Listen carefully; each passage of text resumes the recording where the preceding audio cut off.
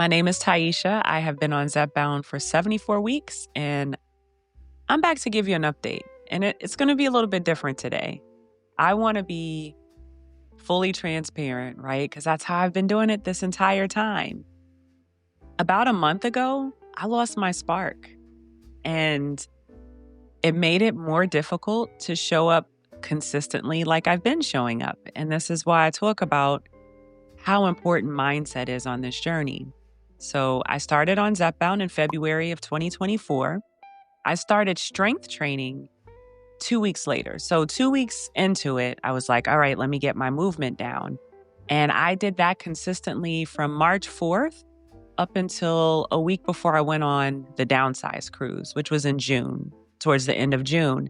Now, the only day I had missed prior to that was on the eclipse, the day of the eclipse last year. So the reason I'm saying that is because when I went on the cruise, I did not strength train, and I planned on taking that week off, right? I was going to continue with the walking, which I did, but I was taking that week off. Well, when I got back, I wasn't feeling the greatest. I was feeling really tired. So I went another week without strength training, right? Following week comes, I'm not sure what I want to do. And honestly, there was nothing, like I looked at the different workouts, there was nothing that I felt like, yes, this is what I want to do next. And I kind of started to feel, I don't know, just blah, like tired, low energy, unmotivated, which is why discipline is important, right? But I just couldn't figure it out. So I ran into, there's a gym that we used to go to back in 2019 or 2018 and 2019. And back then it was called Velocity Barbell. And I was, getting stronger and doing well, but I could never get my eating habits under control. So eventually I gave up. I stopped going. So anyway, I ran into Chelsea, which is one of the owners. It's a married couple that owns it. And it's like instantly I felt like, you know what? I want to get back into it. So I talked to her to ask her, if she's still training, and they keep their schedules light because they have, coaches there. And I told her, well, if you get any openings or you feel like adding another person, let me know. So she got back to me, and long story short, I resumed training last week. So they have a whole new program.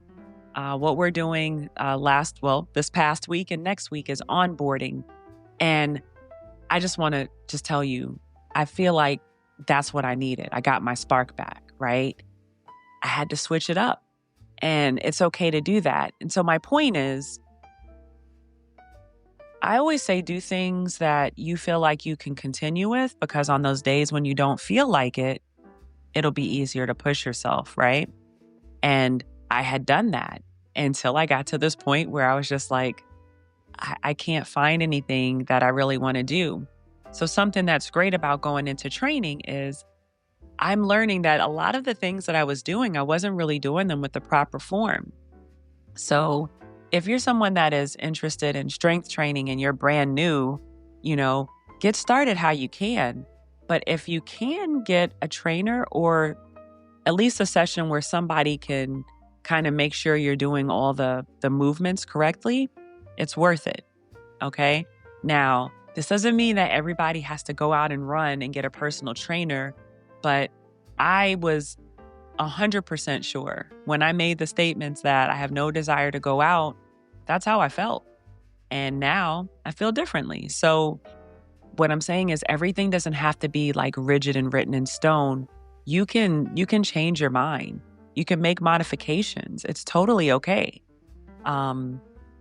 What's different about sharing your journey publicly is, when you say something, it's probably better to say, I don't plan on, or or maybe at this time I don't have the desire, because when you make final statements and then you come back and do something differently, you kind of can appear wishy-washy. But I'm okay with that. What I want to show you is it's okay to change your mind. And that is what was needed. Like, we're talking about over a year of being consistent. And I missed 1 week. Then it was easier to miss that second week. And then, of course, the third week came. And Now I'm back on it. I can't get those 3 weeks back. It doesn't make sense to dwell on it or beat myself up. That time is gone. And now I'm doing something differently. And that's what's important, right? Doing what's best for us. As far as dietary, that's still the same. I've been branching out and trying some different combinations of things and just trying to switch it up. And the reason for that is once I went on that cruise, having all these different options, it made it a little bit more difficult for me to come back and still keep doing the same things, because it's like, I don't know, it's like I had I had different options. So again, it was hard to come back and just keep doing the same thing. It was no longer as appealing as I found it beforehand. So it's kind of like one of those things you don't know what you're missing, right? That's not it. That's not the phrase. If you don't branch out, you won't know what you're missing. And I branched out. So because I knew what I was missing, it made me want to try different things, which is good. Now, I still eat the same things. I'm just mixing up. There's variety. So now it's been a lot of black beans lately, incorporating more salads. Of course, I love chickpeas. So that's always going to be, or at least it's going to be here for a while. I'm not making the huge peanut butter bowls that I used to make. I am getting, enough protein and stuff in, but it's like I want different things. So again, if you are in maintenance, close to maintenance, and you've reached that point where you're just like, it's not doing it for you anymore, it's okay to switch it up. Just don't give up. I think that after not doing it for 3 weeks and being able to get back into it, I showed myself I'm not the same person I was before, because that older version, I wouldn't have started back again. That would have been it. And I would have continued to make excuses, and that's not helping me, right? So, all right, so we've covered the working out. So what I'm doing is working through a program, and what it's called now is Velocity Human Design and Optimization. And I love it. It's 45 minutes, and I'll be doing that three days a week, in and out. So it's about 17 minutes from my house. So not terribly far. I can't say right now how long I'm going to do it, because I don't know how I'm going to feel when the wintertime comes. But as far as right now, I can see myself doing this for a while. Something else that I picked up again is yoga. And again, I have a different intention for why I'm doing it now. And I'll be able to also do online classes. So for now, at least while the weather's nice, I'll go in person and start developing a practice. These are things that I'm looking forward to, and they actually make me happy. And I'm excited about my journey again, because it doesn't stop when you reach your weight goals, right? You still have to keep going in some capacity. So I like moving. I just didn't find anything before, that was calling to me. And I didn't want to do the same programs again. So I found what works for me. You got to find what works for you. And consistency is important. And I had made mention, I want to say last week in a live stream, don't let a break turn into this vacation, right? You can take off the time that you need, like the week that I was not feeling well, I was feeling tired.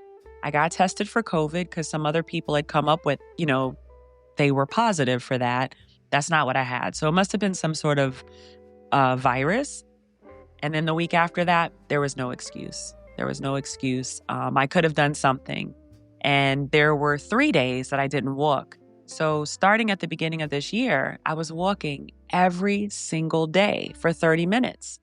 And the previous week, right? Before we got started again this week, Friday, Saturday, and Sunday, I didn't walk at all, which was completely out of character. And my husband had made mention of that, right? Like, hey, honey, you're going to do your walk? I'm like, yeah, I'll get to it.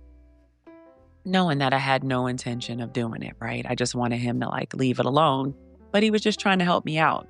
So that brings me to another point. If you have somebody in your life that is, just because they're not taking the medication or doing the things that you're doing, if you have someone in your life that you trust, when they reach out to you and kind of call you out, accept it. Accept it. Don't get irritated. Because I know a lot of us, I know I get irritated. I have had the tendency of getting irritated, especially if I'm getting called out, right? When I know I either should or shouldn't be doing something, we get that irritation, right? Like, I'm an adult. I don't need to be told. But he was right. He was right. And he knew, or he knows, my patterns. In the past, he's seen that. I get excited about something. I do it for a little bit. Maybe there's one little deviation and that's it. Then I'm done with it. And so, trust the people that you have in your life that have nothing but good intentions for you. So I feel like I'm back now. I definitely lost my spark and have managed to figure out a combination to make me feel good again. So I know this is a little long and it's not necessarily about weight loss or anything.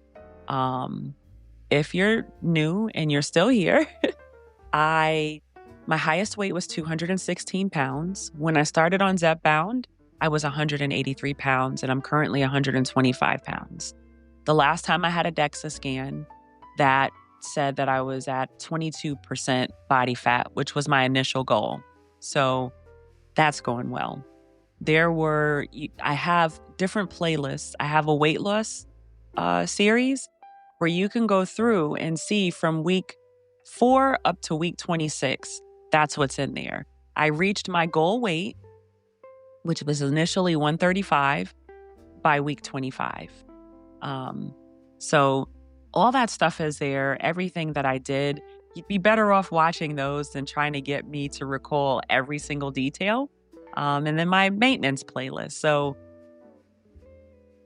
you will notice something that I'm very consistent and I have to do things that I want to do, right? So like if everybody in the GLP-1 community was doing this, and this, if that wasn't something that I wanted to do, I couldn't participate in that. Whereas an older version of me would be trying to do what everybody else is doing. These journeys are personal. They're like fingerprints. None of them are the same. The medication doesn't affect us all the same. The response to it isn't the same. I've not had any side effects, but I know that's not the case for everybody. So get the information. There's a lot of information out here. Take what works for you and leave the rest. And remember, right? This is a personal journey. Something I say a lot at the end of all of my videos is we can share our journeys, but we should never compare them. And I say that, and it may seem like common sense, but you'd be amazed at the amount of people who are stuck in this comparison loop and they get discouraged. I know that because I'll see, comments like, I only lost X amount of pounds. What do you mean only? If this is not the rate that you were losing weight before you started this journey, that's progress. And you gotta look for different factors other than the number on the scale. And I know that there are certain people that get irritated when they hear that, but that's the truth. That's the truth. Now, if you want to continue to search for videos where people are lying to you and subscribing to that, these extreme mindsets, like, let's eat, less than 1,000 calories a day. And like that is not going to help you be successful long-term. Whether you are paying for this medication out of pocket or your insurance is covering it, your behaviors should still be the same. It should still be the same. And a lot of us, if we take the time to look at how much money we were spending on dining out, because I know I made the comment before about fast food and I was told that that wasn't everyone's reality. But if you're being honest and you look at the amount of money you were spending on fast food and going out, and that, I'm not saying it's the amount of Zepbound, but I'm sure it's hundreds of dollars, right? So we're not doing that now. The medication has given us a huge opportunity. And the opportunity is getting our relationship with food to a state where you're not constantly thinking about it all the time, right? And even if you are, I think that a lot of people are not able to physically bring themselves to, like, it takes work to overeat. So part of this is healing that relationship with food. And instead of, living to eat, we're eating to live. And my personal opinion is that therapy would be beneficial for some. I think that everyone could benefit, but I know some people would really benefit from it. If you know that you've had disordered eating and a very unhealthy relationship with food, a therapist can help you get into that, right? Because it's about more than just the food. It's feelings, and we're using food to cope with them. So that's why I say that. If you feel like you're good, well, then you're good. But I do think it's beneficial. If you're not sure how you should be eating and how to pair your foods together, see a dietitian.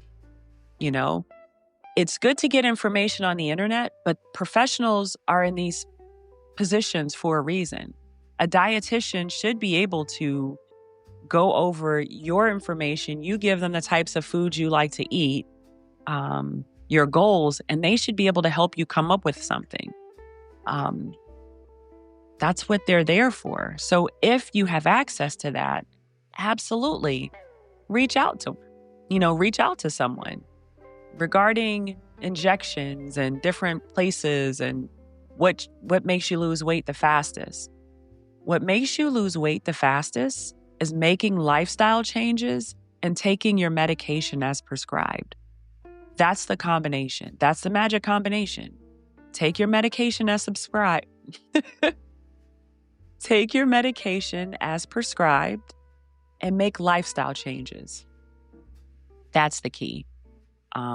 We need to get away from that diet culture of excess, right? Take your time. Take your time. No one wants to hear that, but that's the truth. Take your time. If you're lucky enough to not be losing a significant amount of weight from the beginning, and I say lucky enough because I lost a bunch of muscle, and I could almost guarantee that other people who leaned into not really having much of an appetite and lost a bunch of weight early off, that wasn't sustainable and they probably lost muscle.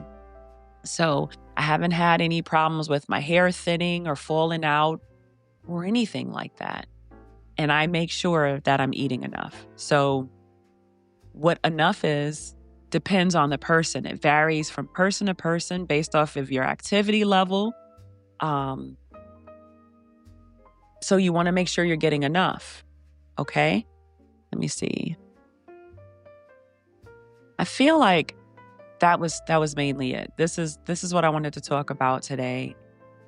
That feeling where you get to a point where you don't have the weight loss to look forward to.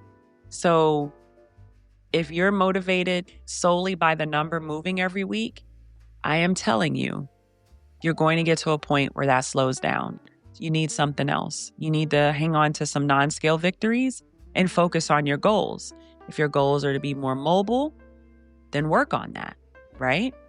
If your goal is to get out of maybe morbidly obese to become obese, or whatever category you're in, maybe just moving up a little bit. Maybe you wear a size 20 and the first goal is an 18. Those things, right? If you're diabetic and your A1C is really high, maybe that's a goal, getting your A1C down. High cholesterol, high blood pressure, like focusing on getting those things to a healthy level. Those could be things that keep you going because that's going to help you, right? More so than just the number on the scale. So that is it about that. If you want to see what a day of eating looks like, I have everything on Instagram. Every time I eat something, I put it on Instagram. And all of my workouts will be there, minus yoga, because I'm not taking a camera or a phone in there to record. But my strength training sessions are there and my walking sessions are there. And so far this year, I've only missed 3 days. So that's still better than before. And I'm not giving up on myself. And I don't want you to give up on yourself either. Okay? You've got this. This medication is a tool. It is not the end all be all, and it's not going to do all the heavy lifting for you. You're going to have to work with the medication to be successful long term. So that is all I have. I have some more videos that are coming up, and I'll do some, talking about the workouts. And I plan on doing I've been live streaming to the members only a little bit more because I want to, get more interactive with that community too. The regular Monday live streams are at 7 p.m. Eastern Standard Time.